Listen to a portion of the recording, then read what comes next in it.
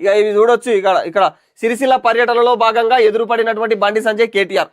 ఇక వాళ్ళు ఇక కమలము ఏది గులాబీ, కమలము గులాబీ రెండు కలిసిపోయినాయి, ఇక ఈడనే తెలుస్తున్నది అని చెప్పేసి ఈ ఫోటో చూస్తేనే అర్థమవుతున్నది అని కొంతమంది జనాలు అంటున్నారు అన్నట్టు.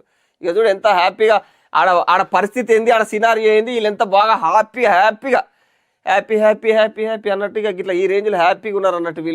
వీళ్ళకి సంతోషం అవుతున్నది అన్నట్టు.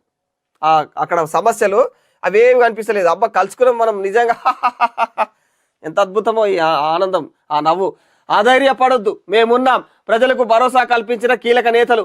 ఇక వరద ప్రభావిత ప్రాంతాల్లో సీఎం, మంత్రులు, కేంద్ర మంత్రి, ప్రతిపక్ష నేతల పర్యటన. ఈ అందరూ పర్యటించారు కానీ ఒక్కరు కూడా ఏం చేయకపోయి.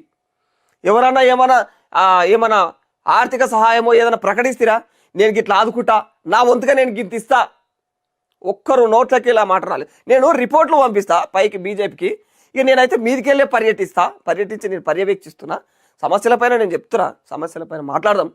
ఇక అట్లా ఒకరు ఇక ఈ గమ్మత్ అన్నట్టు. ఇక వీళ్ళది వేరే ఉంటుంది, వీళ్ళ కథ వేరే ఉంటుంది మొత్తం. ఇక హై లెవెల్ ఫోటోషూట్ ఉంటాయి, ఇక అవి ఏడబోతాడా అట్లా అని చెప్పేసి జనాలు అంటా ఉన్నారు. అందుకే ఖచ్చితంగా రాజకీయ నాయకులు మీ అధిక తెలివితేటలు చూపించకరి. ఇప్పటికైనా అందరికి అర్థమవుతున్నాయి మీ భాష, మీ కథలు, మీ వ్యవహారాలు.